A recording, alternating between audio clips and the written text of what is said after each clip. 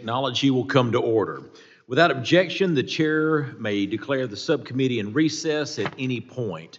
The purpose of this hearing is to assess security, best practices, highlight challenges, and understand how the federal government, state government, local law enforcement, and the private sector coordinate with one another for mass gathering events. Without objection, the gentleman from California, Mr. Correa, and the gentlewoman from New Jersey, Ms. Poe, are permitted to sit on the dais and ask questions to the witnesses. I now recognize myself for an opening statement. Good afternoon, and thank you for joining us today. I also would like to take the time to thank the staff for their hard work on this hearing.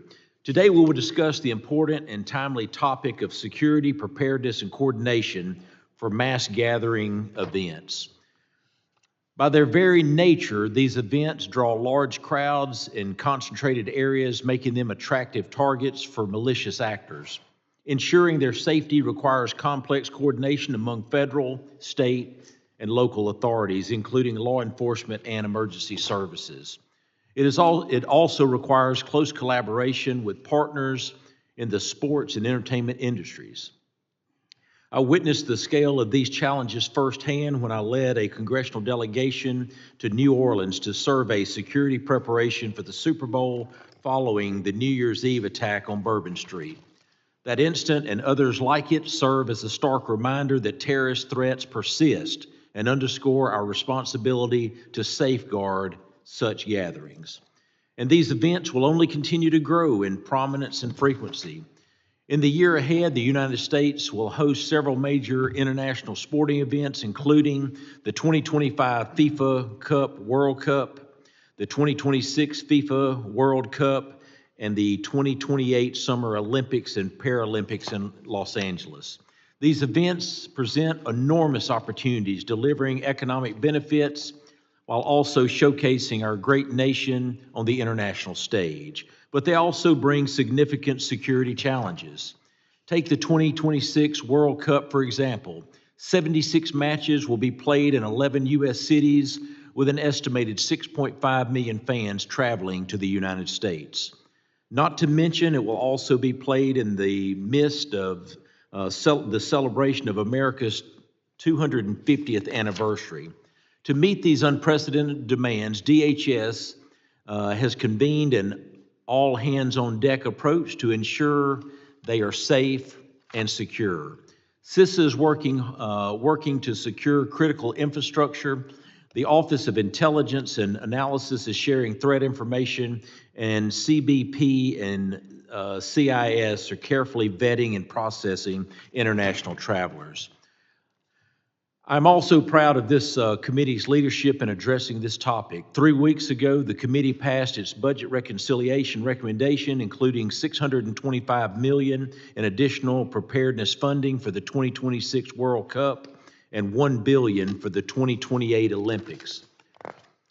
I support these measures, and I hope funds can be distributed as quickly and effectively as possible. Additionally, following President Trump's executive order convening a White House task force on the FIFA World Cup, this committee established its own bipartisan task force on enhancing security for special events in the United States. I applaud Vice Chairman McCall, who will be chairing the task force, and Chairman Green for their leadership on this issue. And I'm honored to have been selected to join this task force. I hope today's hearing will offer valuable insight and inform future task force discussions. Many challenges must be addressed to improve security, preparedness for these major events. As we discussed last month, unmanned aerial aircraft systems can act as a force multiplier for DHS's mission. However, they can also be used for evil and unlawful purposes. You may remember in 2017, a drone dropped leaflets over 2 sporting stadiums in violation of temporary flight restrictions. It doesn't take very much to imagine to see how the same technology could have been used for a much deadlier purpose. And as for, I previously mentioned, the New Orleans attack demonstrated the danger that vehicles pose to mass gatherings and the need to ensure effective countermeasures are in place. Additionally, the fan behavior of these events can be erratic and seen during the 2024 Copa America match when thousands of fans breached physical security barriers and overwhelmed law enforcement. These examples reflect the importance of robust security planning to ensure events are conducted peacefully, that all spectators remain safe, and everyone has a good time. I'm thankful for the participation of our witnesses today. I look forward to their perspective as well as what Congress and the federal government can do to support these events. Again, thank you all for being here, and I hope we can have a productive and bipartisan discussion as we seek to improve security ahead of these mass gathering events. I now recognize the ranking member of the subcommittee, Mr. Kennedy, for his opening statements. Thank you very much, Chairman, and good afternoon, everyone. It's great to see you all here today, this afternoon. I'd like to start on a somber note by remembering our colleague and good friend, Congressman Jerry Connolly, who passed away earlier this morning. Jerry was a passionate public servant, a tireless champion for working families, and a defender of democracy. His loss will certainly be felt deeply in Congress and in Virginia's 11th district. He was actually one of the first members that I met when I came here to Washington, D.C. I believe he was the first member to stop by my office before I was sworn in last year to say hello. He welcomed me as a fellow Irishman and offered me kindness that I'll never forget. We all knew him as a consummate gentleman and certainly a leader, and again, a dear friend. So our thoughts are certainly with his wife, Kathy, their daughter, Caitlin, and the entire Connolly family on this difficult day.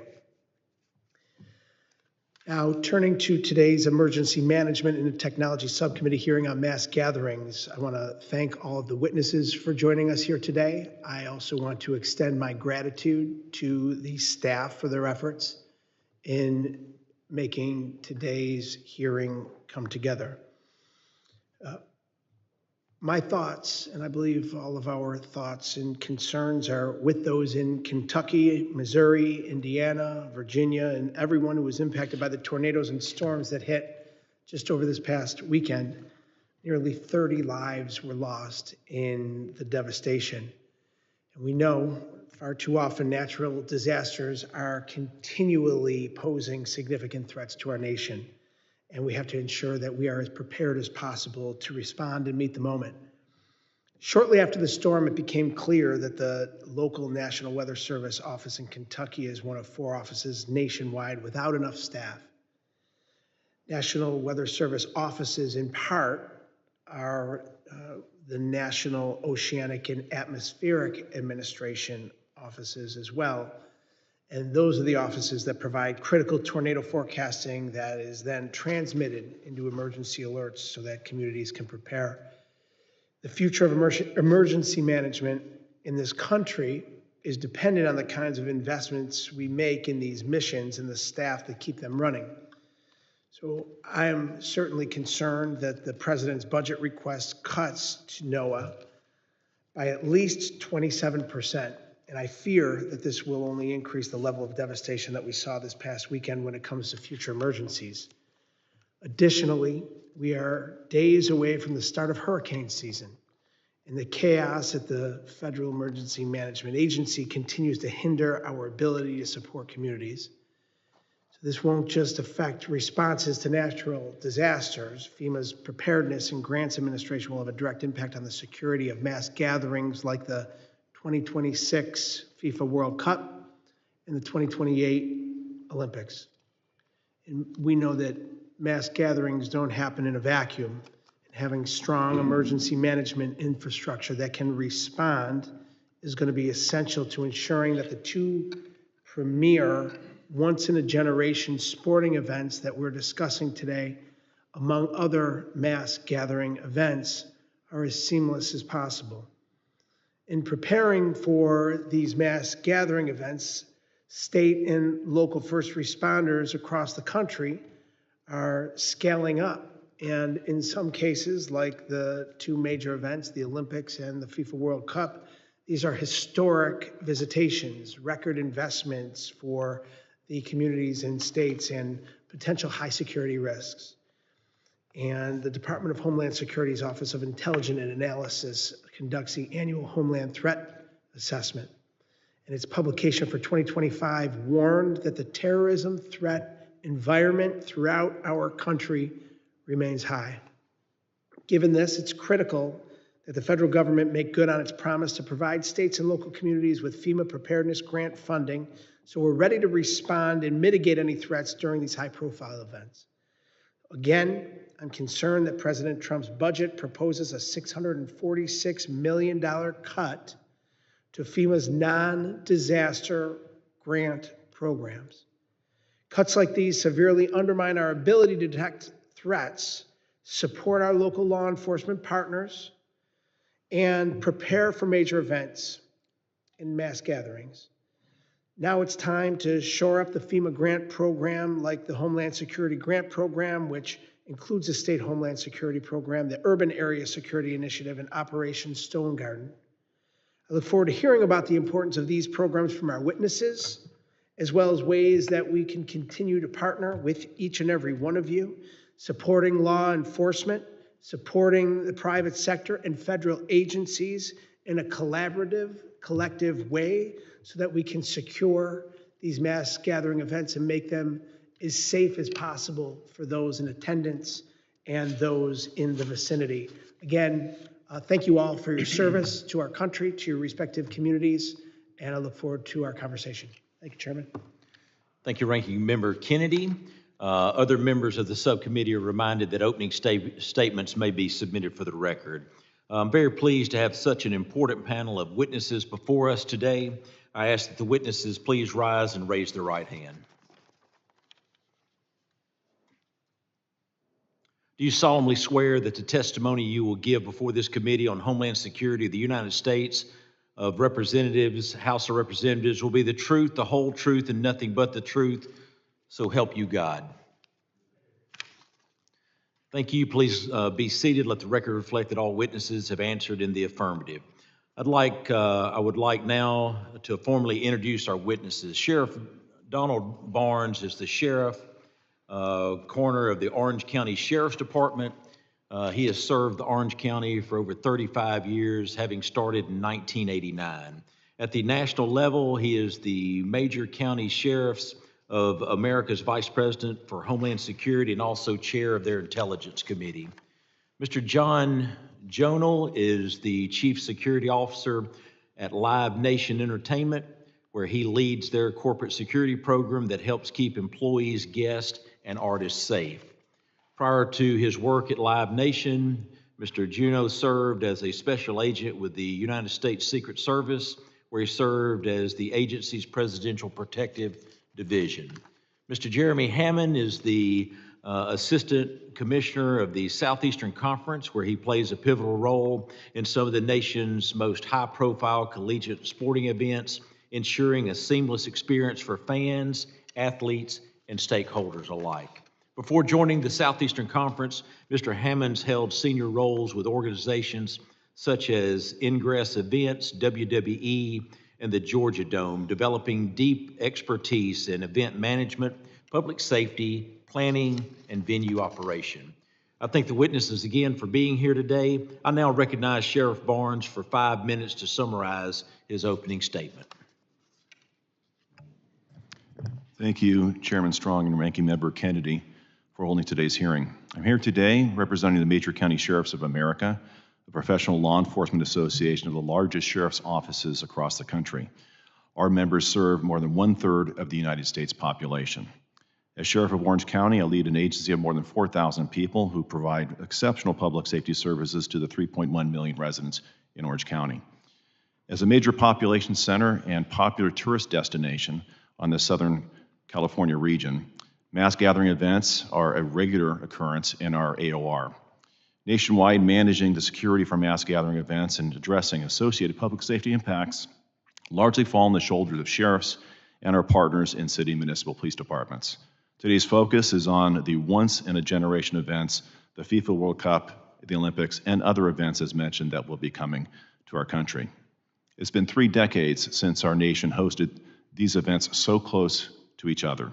The FIFA World Cup of 1994 and the 1996 Olympics in Atlanta were significant moments for our country.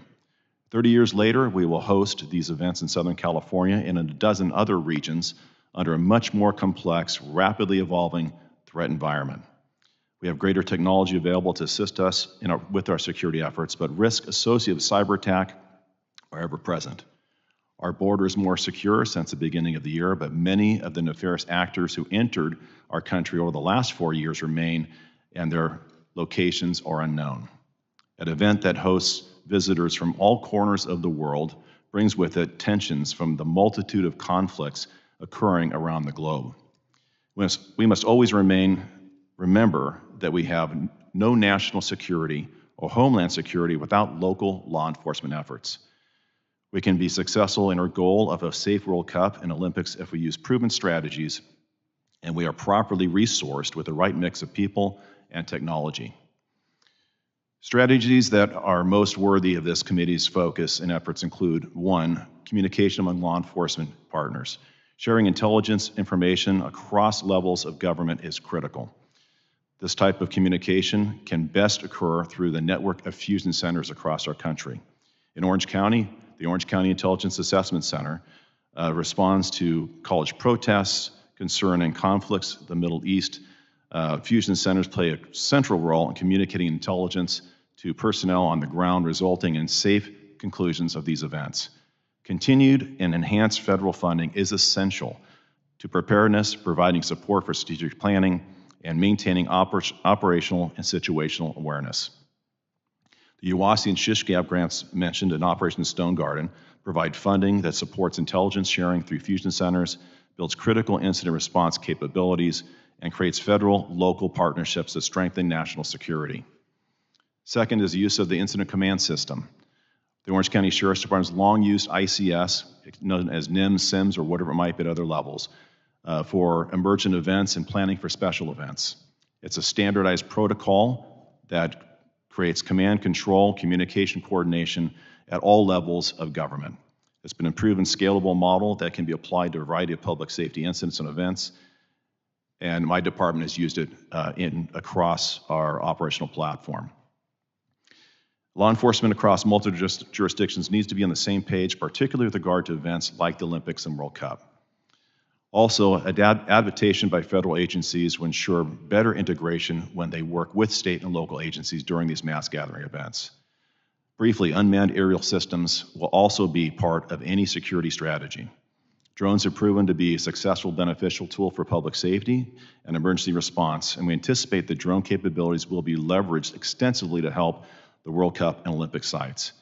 Congressional support through legislation like H.R. 1058, the Drone Act, co-sponsored by Representatives Correa and Nels, can help.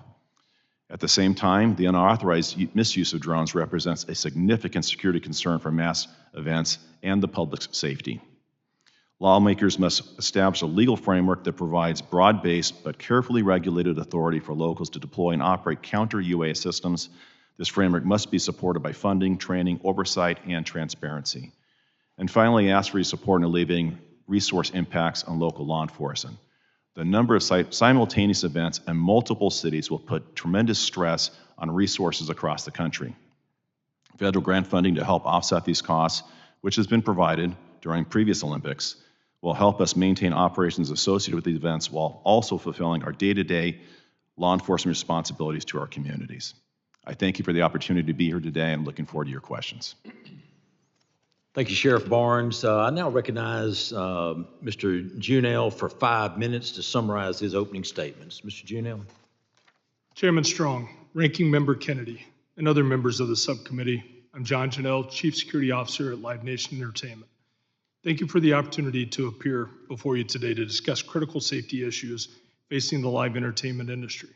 2024 marked an historic milestone for live music. Live Nation hosted more than 54,000 events, including 137 festivals, welcoming more than 151 million fans. and 2025 is already on track to surpass those benchmarks with more stadium shows scheduled than ever before and record demand for both concerts and festivals. As the scale and complexity of live events grow, we know security measures need to enhance as well. I oversee the development and implementation of security protocols and lead the efforts to collaborate with local and federal authorities to help keep fans, artists, and workers safe. Our commitment to safety is unwavering. We've continuously advanced our protocols and technologies, a dedication that earned us the Safety Act designation award from DHS, but we recognize there are limits to what we can do, especially when it comes to the emerging threats posed by drones. As a private entity, we lack the authority to counter drone activity, and law enforcement often lacks necessary capabilities and authority to respond. This is why it's essential that more events are covered by FAA-issued temporary flight restrictions, or TFRs, and counter-UAS authority be expanded to local law enforcement. Drone use continues to grow rapidly. The FAA recently reported that more than 1 million drones are now registered in the U.S., a 160% increase since 2019. Given the rise in usage and high-profile drone-related incidents, expanding TFR authority is needed. With the context in mind, I'd like to highlight several key areas where we believe Congress can take further action. We commend Congress for passing Section 935 of the FAA Reauthorization Act last year, which expands FAA authority to issue drone-related TFRs for certain large-scale events. The provision allows TFR coverage for stadium concerts with at least 30,000 attendees and festivals with at least 100,000. Live Nation was supportive of this provision, but knows more work must be done to mitigate the airborne threats at live events. To maximize the impact of Section 935, it's essential that the FAA, state and local law enforcement agencies, and other stakeholders are fully aware of this new authority and equipped to utilize it. Ultimately, success depends on the venue or local law enforcement reaching out to federal law enforcement agencies, federal law enforcement's willingness to request the TFR, and the FAA's readiness to approve it. Without coordination and follow-through, this new provision falls short of its intention to create more secure live events. Further recognition of this provision enhancement is needed, including a clear, prominent online process for submitting a TFR request for all live events, including concerts and festivals, and the addition of a dedicated submission form to streamline the process for law enforcement officials. Additionally, we ask Congress to consider lowering the current thresholds to ensure that more events can benefit from the protective coverage of TFRs. Last year alone, we had more than 1,000 shows in venues with a capacity of 10,000. We ask Congress to lower the attendance threshold to 10,000 for events taking place outdoors. These proposed adjustments would significantly expand safety coverage for high-density events that are currently excluded despite facing comparable security risks.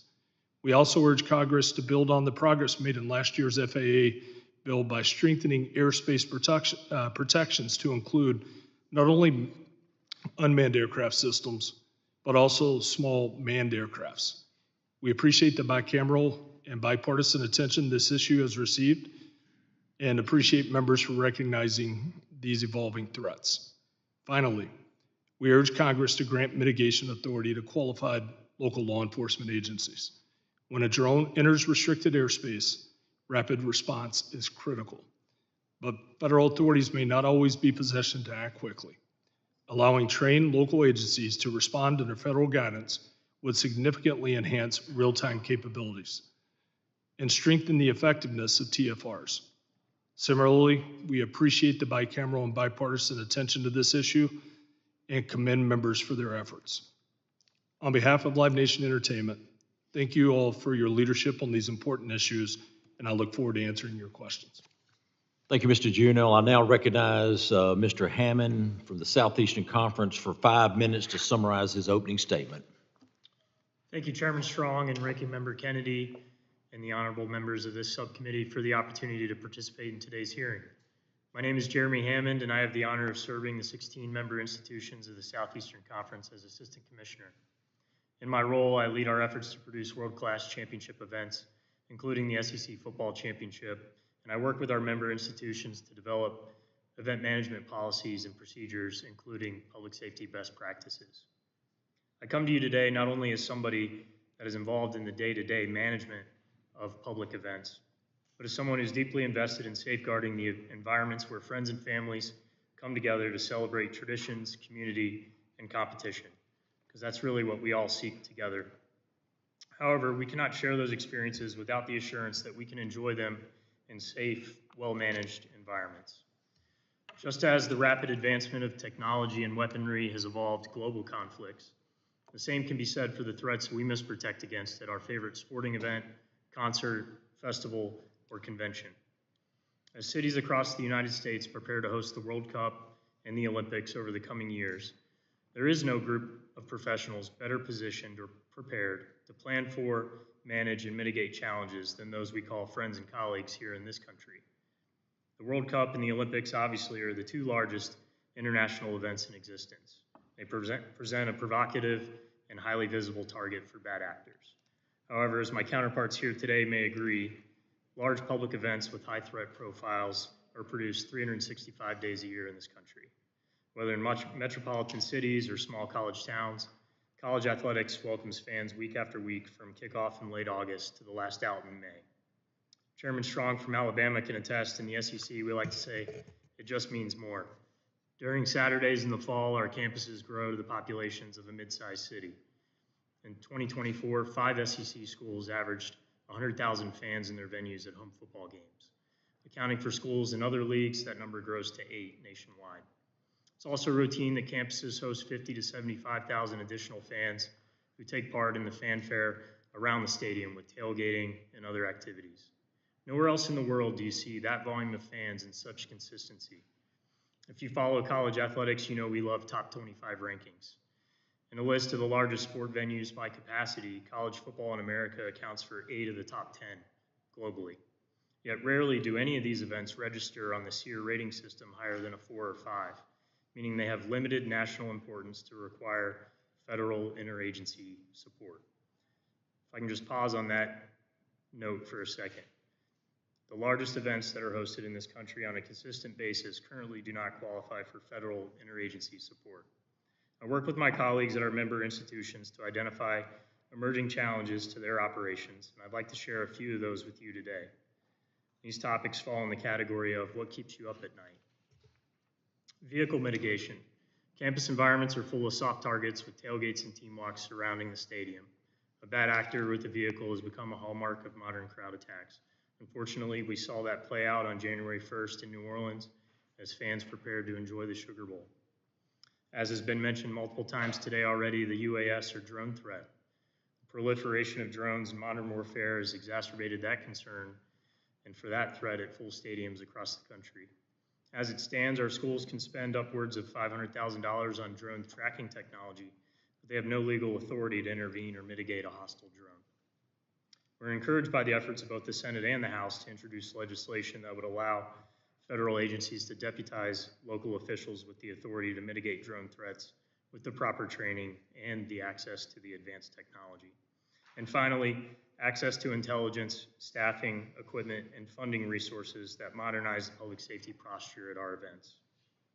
In closing, to put it simply, the key to public safety is communication, transparency among agencies, and access to the appropriate resources. As this committee evaluates the role of the federal government in supporting the host efforts for large public gatherings, please remember the schools, venues, promoters, and local officials hosting large gatherings on a nightly and weekly basis throughout the calendar year.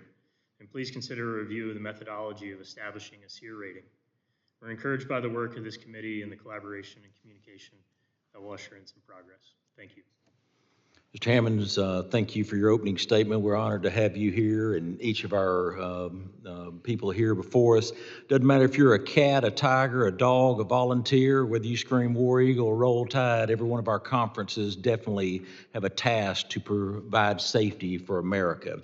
Members will be recognized by order of seniority for their 5 minutes of questioning. An additional round of questioning may be called after all members have been recognized. I now recognize myself for 5 minutes for questioning. I'd like to begin by asking each of you, starting with Sheriff Barnes, what can Congress and the federal government do to better support security preparedness at mass gathering events going forward? Thank you, Congressman. First, The collaboration among federal partners is key. The fusion centers and the funding that drive them, I think, is necessary to maintain that, and I would even probably argue for an increase. Counter-UAS capabilities, I think, is going to be an imperative going forward, as mentioned before. Currently, we can probably speak for an hour about the risks that we have experienced by drones in our different areas of responsibility. For example, in Orange County, we had an individual flying drones within hundreds of feet from departing aircraft from John Wayne Airport. Any one of those impacts would have undoubtedly placed that jet at risk and all its passengers. Fortunately, that was adopted by the U.S. Attorney's Office. He was prosecuted, but we had no way to mitigate that drone or locate it. We found him through social media as he's posting his footage online. If not for that, we probably would not know who that person was. We've had narcotics trafficking with drones into our jails. We had them intervene with emergency response during wildland fires. And sadly, if you followed the recent news, the cartels, a foreign terrorist organization, are using drones and counter-drone technology against the United States. The cartels have advanced forward of local law enforcement capabilities, and we should anticipate that those technologies will make their way, CONUS, inside the United States and probably be a significant factor in any one of these events as bad actors use these technologies against us for legal law enforcement overwatch efforts during one of these venues. And lastly, I would say that funding is critical. Uwashi, Shish Gap, Operation Stone Garden, which I do on behalf of the federal government's western border of the United States, which is being impacted with maritime traffic again as a result of the lockdown of the border. All of those have a significant issue, but interagency collaboration, I think, is most important. We all have to be at the table, and we have to be operating on the same common operating platform, whether it's NEMS, SEMS, or ICS, and make sure we have defined roles in a unified command, working with our private sector partners, I would add, to make sure we put all this in a good place, and we are ahead of the planning stage now, and that needs to start today. We can't do these things, a year from now. We're already behind the curve when it comes to counter-UAS technologies and other planning. Thank you, Mr. Janelle. Thank you, Chairman. I agree with the sheriff on intelligence sharing, fusion centers, collaboration. Any support to streamline the efforts would be greatly appreciated from the private sector as well as the government sectors. But streamlining particularly the response capabilities to UAS threats, if we could streamline the process, understand who is eligible, lower the thresholds to where we can cover more events. Anything to do to streamline the process would be greatly appreciated amongst all the shareholders. Thank you. Mr. Hammond? Yes, I think two priorities from our perspective. One, a reevaluation of the SEER rating system, developing some additional consistency there in those directives. And then, as my counterparts here have stated, streamlining that process to allow local authorities to mitigate the drone threat. I think those are the two most pressing issues on the minds of our public safety officials on campus. As we prepare for to host these high-profile events, and some are every weekend, each of you're involved in this, is it essential that the federal government double down on planning and collaboration with state, local law enforcement? I would say triple down, Congressman. We are already behind the curve. These investments need to take place now, and keep in mind all these things are happening. FIFA World Cup, for example, you mentioned it, 11 locations, 7 events over a prolonged period of time. The one other aspect we have is a drain on resources. We still have ConOps, continuity operations still has to happen within all of our agents to do the everyday job that we're expected to do. So yes, it needs to happen now, and we need to get ahead of it today. Thank you. Mr. Juneau, we have seen too many concerts and sporting events become the target of terrorist attacks.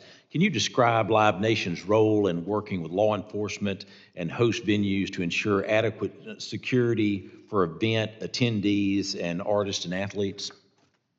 Yes, Chairman Strong. We work very closely with our law enforcement partners on a nationwide basis. Everything from the planning, communication, coordination, joint understanding of risk, shared situational awareness, highly encourage co-location during the events, sharing intelligence, fusion centers, as the sheriff mentioned earlier, the incident command system, to make sure that we're all on the same page and able to plan for the foreseeable risk and be resilient to those risks that may not be foreseen. Thank you. I now recognize Ranking Member Kennedy for 5 minutes for any questions he may have. Yeah, thank you, Chairman.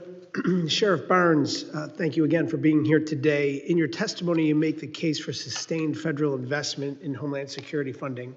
As you've mentioned already, that funding is critical, including $61 million through State Homeland Security Program, $156 million through the Urban Area Security Initiative, and $2 million through Operation Stone Garden in fiscal year 2024 in order to prepare for FIFA World Cup and the Olympics around the corner. Can you just discuss how the threat prevention and response capabilities enabled by these FEMA programs have helped your community proactively prepare for these mass events? And separately, how that funding in such a robust manner helps these programs in California and New York prepare for these upcoming mass gatherings? Yes, thank you, Congressman. First, the funds that are being provided through those three initiatives specifically are essential in maintaining our posture of the 80 fusion centers nationally. Our HIDA programs are different funding, but that's been stagnant, has a significant risk. Operation Stone Garden, I already mentioned what would happen, but I'm going to turn the corner. Without those funds, this is what will happen. We have to step back from our posture in our fusion centers, which I think has been the most beneficial national security initiative that we maintained over the last 24 years, or 22 years since 2003 when they were stood up. Operation Stone Garden stops. We don't protect our borders and other initiatives that we have with those funds. So without those funds, for example, I fund majority of my fusion center out of local taxpayer dollars. It subsidizes some of that program, but the Northern California Regional Intelligence Center is 100% funded through FEMA grant opportunities, Shish Gap and Uwasi. That means that program stops. And they have a major initiative happening throughout the FIFA World Cup. That means no intelligence, no vetting, no collaboration that would happen in that area and other areas like it. So we've taken a huge step back of keeping our nation safe. And I'll tell you, these have worked well because nothing bad has happened. We've intervened, interdicted, acted left of bang in numerous circumstances that has kept our country safe. This is not the time to step away from those programs. Thank you very much. Sheriff, again, a critical part of preparing for these mass events is ensuring that first responders have what they need to in the event of an emergency. DHS programs train first responders so they can respond more efficiently and effectively. Troublingly, the Trump administration has closed the National Fire Academy in Maryland, one of the nation's premier training facilities for first responders. And his proposed budget would eliminate the National Domestic Preparedness Consortium, a group of 7 nationally recognized organizations that provide training for FEMA and first responders. So, Sheriff, this program is hosting several trainings in the greater Orange County area next month, dedicated to sport and special event evacuation and protective actions. As you prepare for the 2028 Olympics, how might these expert trainings help the first responder and law enforcement community in Orange County? Thank you again. I will tell you that I will not speak how they would retrospectively, they have been beneficial in our response platforms and protocols. The American public never sees what we do behind the scenes, and if we do it well, they never do see what we do behind the scenes because we invested in these infrastructures and planning and logistics and resources and training, and all that happens in the shadows. But you can't step up or stand up a team to be responsive on the fly. It has to happen in real time, multi-agency collaboration, which we do routinely with our partners in firefighting and other venues and platforms. So it is an investment to be ready to respond. Hopefully that we don't need to, but this is also a huge investment on resources and personnel that have to be on the ready, standing in reserve in response to these venues, and it's been that way for decades. Thank you, Sheriff. And as you likely know, we have a Department of Homeland Security secretary who stated that this administration's intent is to eliminate FEMA. Are you concerned about the impact that might have on Orange County that you represent and the state of California, as well as our responsiveness across the nation? Yes, and once again, that is a great question. Obviously, I'm going to hypothesize, but if we start to draw back on these investments, whether it be in Orange County, California, nationally, we're turning a corner, and we're actually, I would say, inviting something bad to happen without our ability to be responsive or to interdict prior to that act happening. So I would say this is not the time that we should be backing away from these investments. We need to maintain our posture of readiness across the nation. Thank you, Chairman. I yield back. The ranking member yields back. I now recognize the gentleman from Colorado, Mr. Evans. Thank you, Chairman, Ranking Member. Thank you, of course, to all of our witnesses for coming. Mr. Chairman, I'd like to enter into the record this statement from the Association of Uncrewed Vehicle Systems International that includes some security recommendations for mass gathering events that empower local law enforcement. Without objection. Thank you, Mr. Chairman. Again, thank you to the witnesses. My first question will be to Mr. Barnes. I spent a combined total of a little over 2 decades in between both military and law enforcement. On the Army side, I was a Black Hawk helicopter pilot, so operating in the same airspace as a lot of the new and emerging UAS threats that we're facing, both overseas and also fighting fires and all of the things that we use in the domestic operations space here in the United States. And then as a police officer, I got to lead our mobile field force, and so I've been that user-level, boots-on-the-ground individual that's operating and having to make real-time decisions whenever we have either mass gathering events that were anticipated or if you have contingencies that emerge in mass gathering events. And so my first question to you, I think we've talked a little bit about fusion centers and a lot of the pre-planning and intelligence that comes out of facilities like that. Can you talk a little bit more about the tactical level? You've done your pre-planning, the event is now in full swing. What are those critical shortcomings at the tactical level, specifically focusing on either equipment shortfalls, training shortfalls, communication shortfalls during an event that would potentially impact your ability to operate efficiently with other federal, state, and local partners? Thank you. And first of all, thank you for your service. Your question is a good one. You look at preparedness, and from a tactical perspective, you mentioned mobile field force. Mobile field force should be a national standard for crowd control and maintaining order within our communities. We've heavily invested in mobile field force in the County of Orange and trained all the municipal agencies on mobile field force tactics and response protocols, and it's worked very well for us.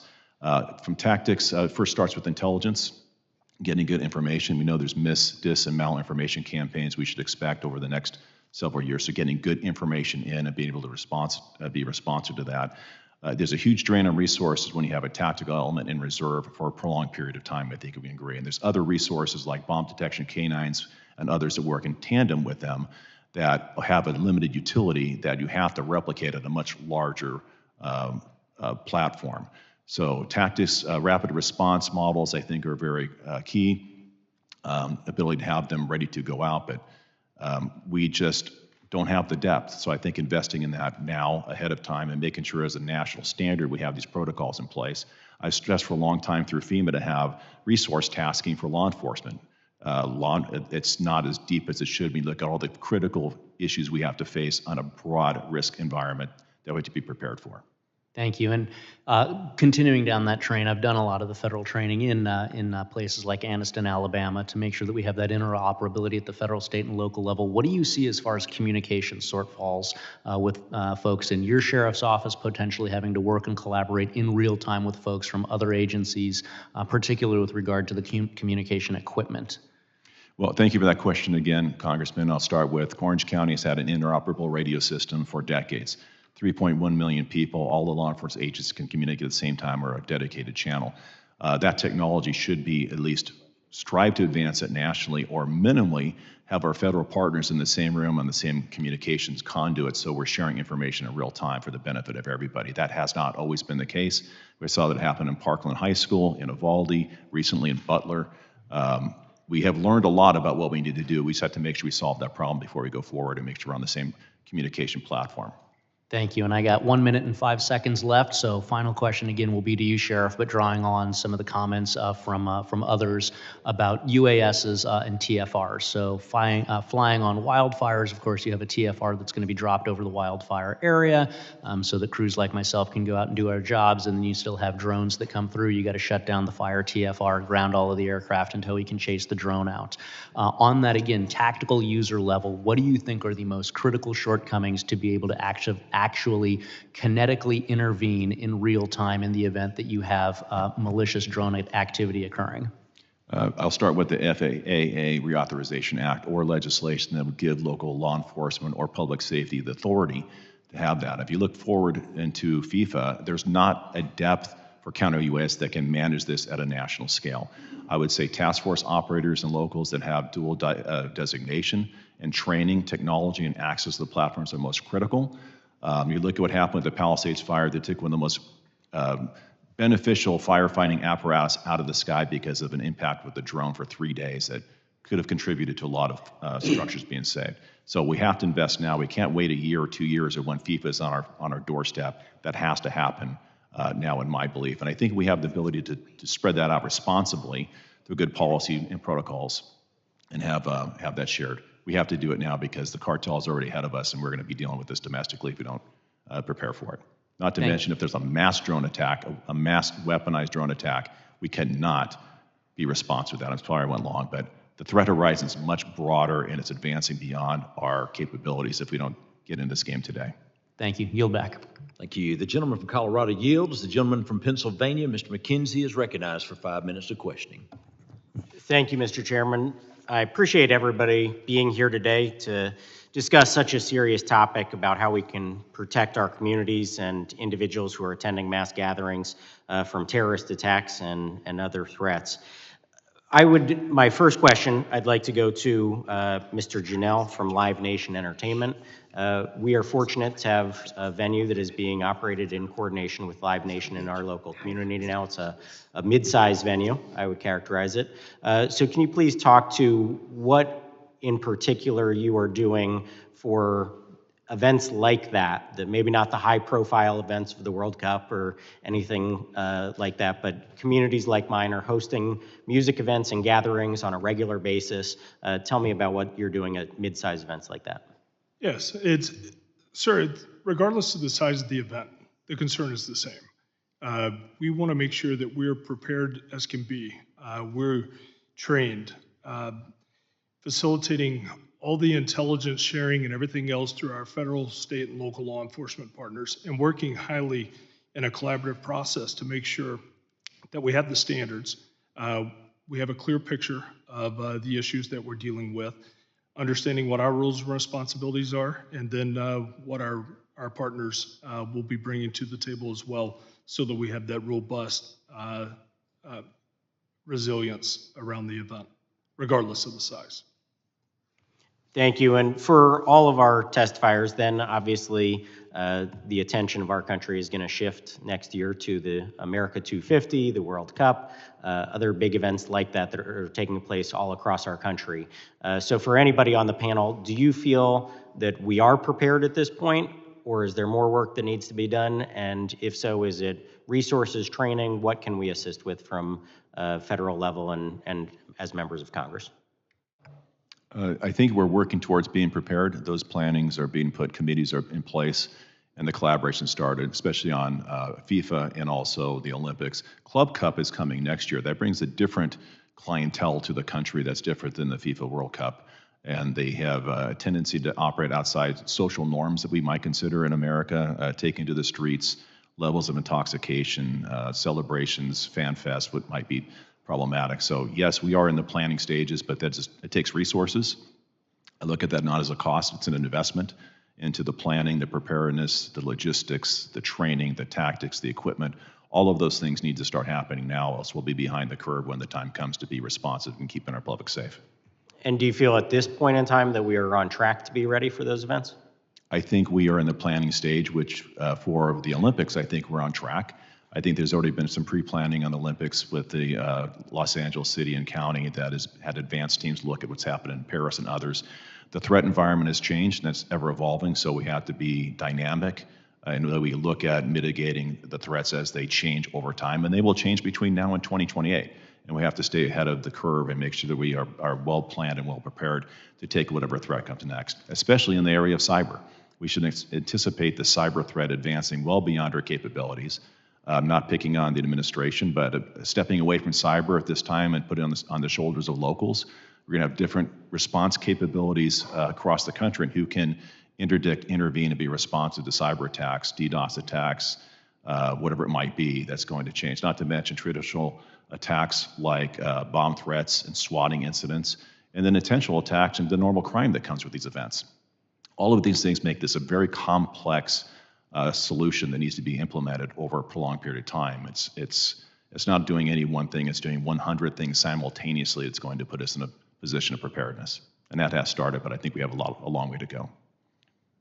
Well, again, I'd like to thank all of you. All law enforcement across the country put themselves in harm's way every single day. We appreciate that work that you do and the preparedness that we are looking for as a country. I think we are in many ways on track. I know there are some things that we want to continue to work on. As you mentioned, threats evolve and the nature of those threats change with time, and so we got to continue to stay on top of those as we prepare for an incredible year next year, again, celebrating America's 250 and also welcoming people from around the world for the World Cup. So thank you again, and with that, I yield back.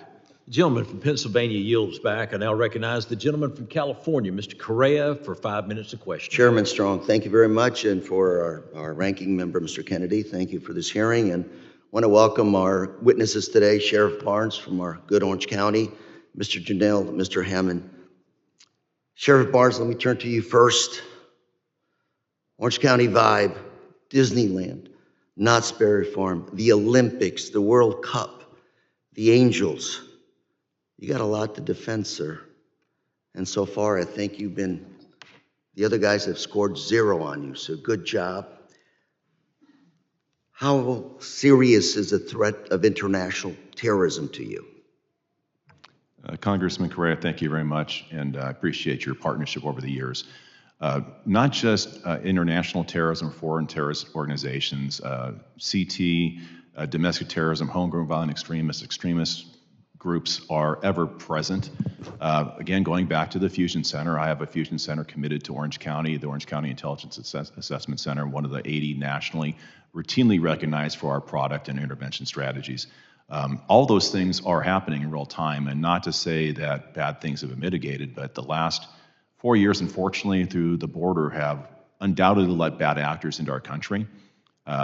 Without getting into any classified information, we know that we are looking for people, CONUS, who may be accelerating their plans because of actions in immigration, trying to locate them. It is a completely different threat horizon that we've ever faced. And so, yes, there are a lot Sheriff Barnes, if I may interrupt you, you talk about this Fusion Center, and I've had the opportunity to go tour it. That's a center where you take information from all sources, international, domestic, state, local, and you put that together, and it gives you a picture of the threat environment. Is that correct? Yes, and I would say when Fusion Centers were stood up post 9/11, they were focused on foreign terrorism abroad. They are all crimes, all hazards now. Our Fusion Center is focused on domestic terrorism, bad actors, extremist groups, narcotics trafficking, sex trafficking, human trafficking. It's looking at everything. And so, and now you've got on top of that unmanned aerial, small aircraft. You said propaganda, misinformation, artificial intelligence. Those are on top of the other things you're doing. That's what the Fusion Centers have to challenge to deal with? Yes, Congressman. It is an all-inclusive risk mitigation center.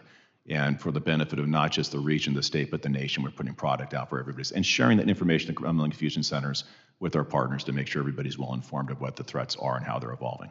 So if we want to play linebacker for you, make sure nobody scores, what is it that you would see from us? More funding, legislative action to give you more authority, for example, maybe to control, take down aerial drones? Exactly that, Congressman. Maintaining the funding for the Fusion Centers through Shishkap, Uwasi, Stone Garden, and other avenues for funding. The HIDAs, which is a different funding source, I think is not sufficient, dealing with the worst time in our nation's history of narcotics trafficking, which does have a direct threat to these venues through users consuming products that are clandestine produced and probably fentanyl. And also the technology. The technology needs to keep up with the times, and I think, we're playing defense, and I don't like playing defense. I want to be in the offense. So giving us the technology that we can intervene appropriately if any of these things do happen through counter UAS or other venues, we need to be prepared for that. You mentioned earlier that you would want us to triple down on federal funding for your Fusion Center. Is that correct? I think we need to not step away, but I think there's opportunities to invest larger. If I lose those funding, my fusion center is going to take a significant hit on some of the all crimes, all hazards. And this is not just for Orange County. This is across the nation. There's benefit. So you're speaking for the nation as a whole when you talk about funding, fusion centers, coordination with the federal government, all that takes resources that you need and other sheriffs across the country need to keep Americans safe. Not just sheriffs. If you look at the fusion center network as it operates, there isn't any major city chief that operates outside of a major county based on definition. All the venues that are being proposed are happening in major counties or major cities that are represented and supported by the Fusion Center network, and especially for the FIFA World Cup and Club Cup. The connectivity and sharing of real-time information among that venue, which we did through the elections recently, has to happen in real time as these threats present themselves, because they're likely to be replicated in other areas as bad actors share their tactics to try to bring this country down and do harm. Sheriff, I want to thank you for your time, for your efforts in being here, informing us here in Congress about the needs that you have on Main Street. Makes us better policymakers. Thank you very much. Hope to talk to you soon again. Thank you very much. Thank you, Congressman Cray. The gentleman from California yields back. I now recognize the gentlelady from New Jersey, Ms. Poe, for 5 minutes of questioning. Thank you so very much, Mr. Chairman. It's wonderful to be back on this committee. Thank you. And thank you to our ranking member, Kennedy, for also holding this meeting. I'd like to begin by certainly indicating that, mass gatherings are unique opportunities to connect with others and feel like we are a part of something bigger than ourselves. Especially after the pandemic, there has been a renewed appreciation for the value of a sold-out ball game or concert. The FIFA World Cup will bring together hundreds of thousands of fans. It is a time for friendship and celebration, and I am so proud that the final match will be played in my district in New Jersey. I was recently named the co-chair of a new bipartisan task force focused on enhancing security for special events like the World Cup. And I look forward to the chairman calling our first official meeting and beginning our work. With that being said, I'd like to begin my questioning and indicate that, as my district, as I've just mentioned, ratchets up for security preparation for the World Cup, our first responders and municipalities need resources today to plan for next year. I am deeply concerned by the Trump administration's illegal withholding or otherwise delaying critical FEMA and anti-terror grants. These delays seriously undermine the ability of state and local government to protect our communities and ensure that large sporting events like the World Cup are safe and secure.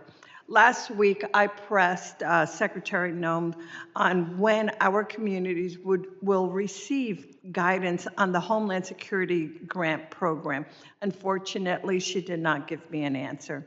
So, Sheriff Barnes, how do delays in critical grant funding like the State Homeland Security Grant Program or the Urban Area Security Initiative impacts your department's ability to keep communities safe, especially as they prepare for high-profile events like the World Cup that I've just mentioned? Yes, thank you for the question. First, there's an adage in anything we do, you fail to plan, you plan to fail. So planning is everything, and preparedness goes into many facets of equipment, tactics, training, tools, tabletop exercises, red teaming these events so we make sure that we're thinking like our adversaries. That's all very critical, and that planning needs to start today.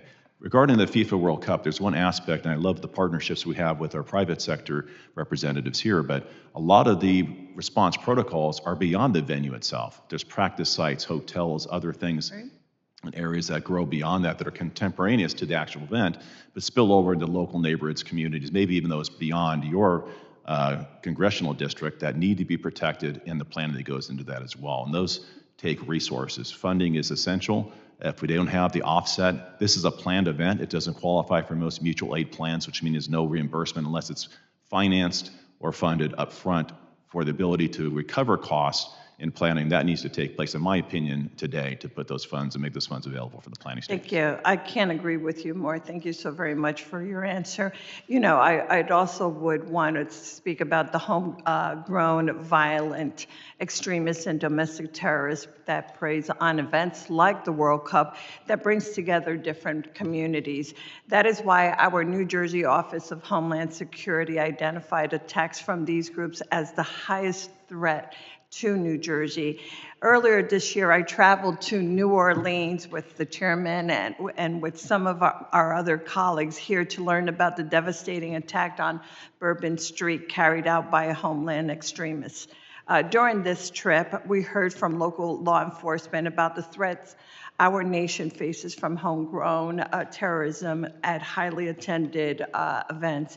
Sheriff Barnes, if you would please, what are the unique threats posed by the homegrown extremists and domestic terrorists to mass gatherings, events, and how are you working to combat these threats? Yes, thank you. I think you mentioned several of those already. Vehicle rammings. They're mostly spontaneous actors that are not even on the grid or even known to either federal authorities or locals. So spontaneous bad actors are an evolving trend that we're seeing. Some of these people weren't even had a case open or even had any threats. Open source information is important. That's why the Fusion Centers play such a critical role. They're oftentimes tripwire events that we see immediately prior to postings or some things that happen on open source information like social media.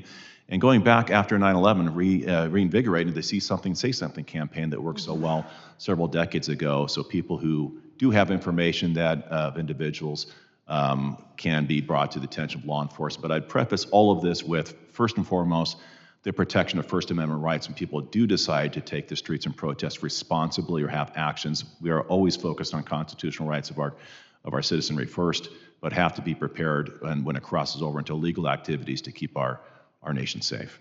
Thank you. Thank you, Mr. Chairman. I yield back. The gentlewoman yields back. I now recognize the gentlelady from Texas, Ms. Johnson, for 5 minutes of questioning. Thank you so much, Mr. Chairman. As a member of Congress serving the city of Dallas, you can see I'm very interested in the FIFA World Cup. And this will bring in millions of dollars of revenue for small businesses and surrounding communities and millions of new visitors to the North Texas area and from around the world. We are thrilled to be hosting 9 matches, which is the largest amount of matches in the country. We're also the broadcast hub for the FIFA World Cup. And so it's going to become not only a unique, it's a sustained security need that we have, because we're going to have media professionals throughout the world in the city for a prolonged period of time, not just for the unique timelines of the matches themselves.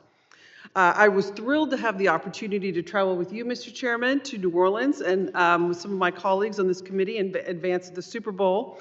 And we saw an immense amount of planning that goes into these events to keep attendees safe. Meanwhile, Secretary Noem and President Trump are expected to propose significant cuts to the FEMA preparedness grants and funding that is critical for major event security. The proposed budget also eliminates the National Domestic Preparedness Consortium, which has trained thousands of emergency response teams. In just my district alone, they have trained almost 12,000 participants. These programs not only train our local first responders at no cost to them or our cities, but also partner with the Center for Domestic Preparedness, FEMA, and other governmental agencies. When we do not have adequate funding to keep these programs afloat, we will not have the workforce to keep the public safe. By cutting funding to these programs, this administration is setting our cities up for failure and putting the lives of attendees and our security personnel at risk. The World Cup is anticipated to bring in more than 6 million visitors from around the world in a time where cybersecurity workforce is significantly understaffed and cyber attacks are on the rise. Illegal freezes on grant funding and TSA agents are being terminated, and we need to take a serious look at how prepared we actually are at just 1 year before the event takes place. I look forward to working alongside my colleagues to ensure every step of the way. And, Mr. Chairman, I'm just really concerned that this Congress right now, while having this hearing is fabulous, we need to focus on the security of our country. We want to have a successful Olympics. We want to have a successful World Cup. And we had the chance to see up close and personal just how much goes into the planning of the Super Bowl. It was an enlightening experience to see just the effort, the expense, and the coordination that's required amongst so many agencies. And while we're shining that, we're talking about it, which is fabulous. But on the other hand, in this very building, in the rules debate in our Capitol, we're having a budget that guts all the funding for it. So how can we do that? How can we gut all the funding and then still say we are prioritizing this security? So, gentlemen, my question for you is, what potential threats do you see, and do you have enough resources? Do you think that we have allocated enough resources for this country and the visitors to come here to be safe when they come for World Cup? Congresswoman, whether it's the World Cup, the Super Bowl, a large festival, or a smaller festival, we all share the same concerns. What's concerning at this moment is the threat persists from UAS, and at this time, the thresholds are too high. The authority to act upon the threats are very limited, and we just need a streamlined process to help facilitate the protection that is warranted for them. I want to ask you a question about that. So at a different hearing, or actually maybe when we were in New Orleans, one of the things that was brought up to us was the lack of local law enforcement's ability to actually deal with the drones. You had to go through just this crazy red tape in order to take down a potential threat. Is that still in place? Has that been corrected? And are you aware of efforts on the table to correct that? So the FAA Reauthorization Act was a step in the right direction, but it is implemented inconsistently across all the different events. And having the ability to work with venues, to work with our law enforcement partners, to be able to successfully apply for a TFR is challenging. And then whether or not the federal resources are available from the agencies, and then whether or not FAA approves, it's a complicated process that really needs some attention to streamline and make more consistent across all the events. Do you feel, and it's Live Nation, you see lots of stuff, I can only imagine, and you see all the things. So besides, drones, and besides this lack of coordination between the agencies to give the men on the ground the ability to deal with an immediate threat, besides that issue, what other security threat issues are you concerned with, in particular to these large-scale events that are coming up? Yeah, of course. It's homegrown violent extremists, it's terrorism, it's just crime in general. Managing large crowds, it's all the things that my colleagues have spoken about today, and making sure that we have coordinated, collaborated plans in partnership with all of our stakeholders to include federal, state, and local partnerships. And we're all singing from the same sheet of music with planning, operations, and response. Yes, and then at the same time, we're laying off record numbers of FBI agents, and we're going to make our country less safe. Gentlemen, I think my time has expired, and thank you very much. Mr. Chairman, I yield back. The gentlewoman from Texas yields back. I thank Sheriff Barnes, Mr. Junell, and Mr. Hammond for their valuable testimony, and the members for their questions. The members of the subcommittee may have some additional questions for the witnesses, and we would ask the witnesses to respond to these in writing. Pursuant to Committee Rule 7D, the hearing record will be held open for 10 days. Without objection, this subcommittee stands adjourned.